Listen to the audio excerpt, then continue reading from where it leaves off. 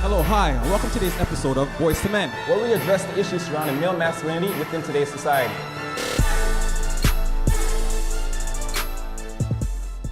Today we'll be discussing what makes you a man, or what is a man. We're going to murder those lousy Hun bastards by the bushel. Never show weakness. The only pain that matters is the pain you inflict. It's the roughest and toughest show on TV, the American Gladiators. You gotta out tough people when you get down there. It's man on man down there. Police say boys aged 13 and 11 were arrested near the school carrying guns and wearing camouflage. But first, I'd like to introduce our guest, Travis Anthony. Travis, would you be so kind to tell the guests a little bit about yourself? I'm the creator and founder of Toronto Streets Magazine. It's an urban media outlet project that allows anyone that's creative in the city that needs exposure for their talent, whether it be dance, music, acting, singing, anything that they need exposure on, additional exposure on. That's what we're here for. That's good to know. Thanks for having me, brother. It's a pleasure. Well, the issue we like to raise today is what is a man, basically, right? So the first question is, so as a male, basically, what is the most common role as a male that you have to play in society? Being tough. It's Yeah. one of the most common roles for a male in society. Be having to be tough, having to not show any emotions to anything that you deal with life, no matter what it is. You lost a family member, your best friend, a child, you're expected to just hold it inside, muster it in, and just keep pushing forward. You know, being a man, just because you're a man doesn't mean that you can't have a moment where you actually let out some physical emotions besides anger, which it seems like that's the only emotion that guys are really allowed to express in society, just anger, and there's a whole lot more emotions than that besides anger. If we're gonna have love. You're right, you know, it's the only emotion that we actually would say we're allowed to show is anger, you know, aggression, basically. You gotta be powerful, you gotta be the guy that is the tough guy, Assertive, basically, yeah. you know, assertive, know exactly what they want, and you know, and you're not really running around the bush or beating around the bush, as I say. You know, it's direct, powerful. You gotta be the person where everybody's looking up to you, type of thing. So Yeah. you gotta be that person, right?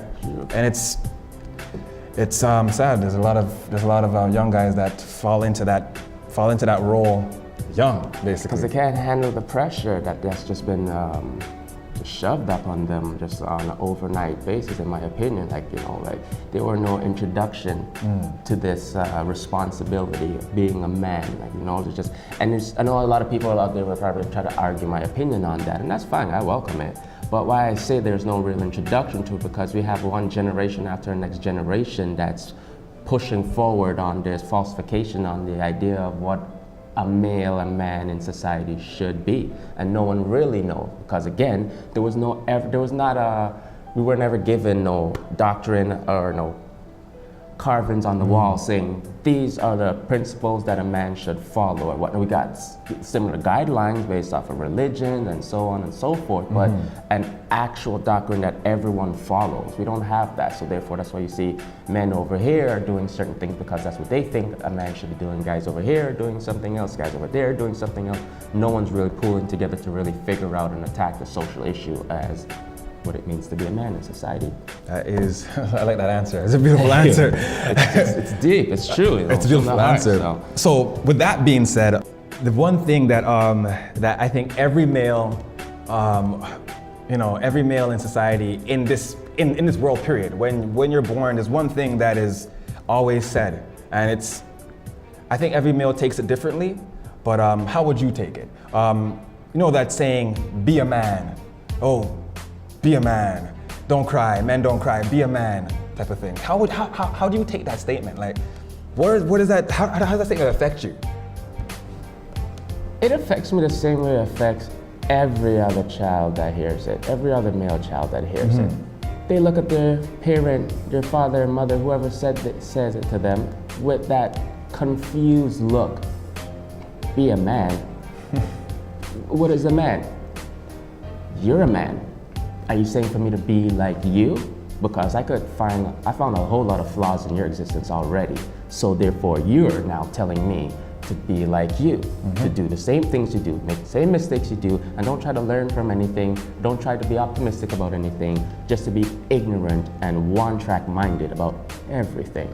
Okay, so of course the child will be confused. I was confused when I first heard that. And then I had to move out early to go and figure out and put these pieces of the puzzle together myself, because I had no one around to really sit me down and break things down to the level of understanding that I have now. And I get that it's not really my peers' fault, because they didn't have that person to do it either. And most people don't get it because most people are not observant enough to really step back and look at how everything is connected and how it's intertwined and how it affects you and affects the other person and affects the whole world.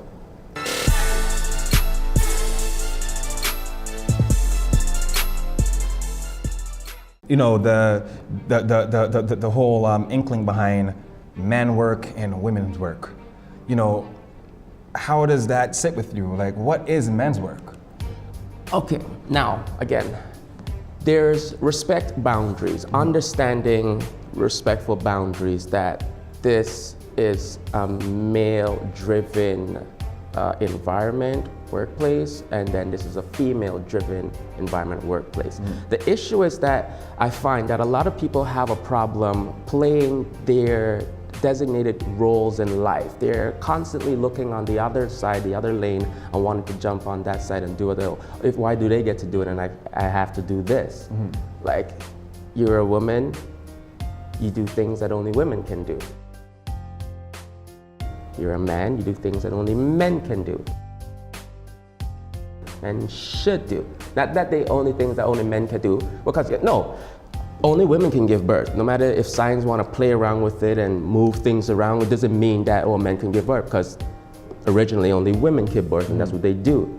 Men can do certain things and that's what they do. So let's leave it like that. But because everyone wants to jump back and forth and say, oh, I want to try this and try that, like, yes, but in my opinion, I am not for having women go out and fight wars, have them in the front line. I don't see that as a necessity. Number one, I don't see wars being a necessity at all. That's a barbaric way of thinking we came from, and in the 21st century, I don't see why we're still finding the need to govern our existence with a war. But then again, that's a man-based world right there. We're the ones that came up with the war. We're the ones that can't seem to reason with one another. Testosterone, egos, basically, right? Ego clashing. Women are the ones that can't reason with one another, and you see most of the times they get together in a group and they have civil conversation. Guys get together in a group and they started arguing over nonsense. It could be as small as sports or as big as politics, you know? And some people say, hey, listen, sports is bigger than politics, and the other guys say politics is bigger than sports, but someone else's opinion. That is true, that is true. So the men work and the women work. So basically, the state of nature is, the natural part about it is basically designated. But the social part about it is, you could go from one side to the next side, basically. Like, it's on the fence type of thing. Of course, women could go out there and do whatever it is they want that they see a man doing. And of course, a man could try and go out there and do whatever they see a woman doing. But then we want to get into this realm of right and wrong and how that affects the next generation and society as a whole. So, where are the guidelines for this? Where are the guidelines for that? Who are setting these guidelines, saying women should just do this, despite them wanting to do that, it's going to have a negative effect on the next generation. And I had a few friends that say, like, yeah, they get why, in the, the 50s, 60s, 70s, when they're pushing for equal rights between men and women in the workplace and whatnot, a lot of them hated the fact because they were not for that. They'd rather stay home, make babies, and do what, they're accustomed to in the past, So when this whole equal rights thing came out, it seemed like it got shoved down society's throats as just to accept it and take it as where it's going, and then guys just took it into their head like, fine, you know what, you guys want equal rights? Here, I'm gonna start pushing things on you the same way I will push it onto another man. You can't handle it? Well, listen, sister, tough cookie. Go back to the kitchen if you can't handle the workforce in place. So this social injustice on how society needs to operate is just, it's baffling to me at times, I can't even say at times, all the times. Well, I want to thank our guests for joining us today and the viewers for tuning in to today's episode of Boys to Men. What makes you a man? I'm your host, Horace Spence, and Regent Park, signing out.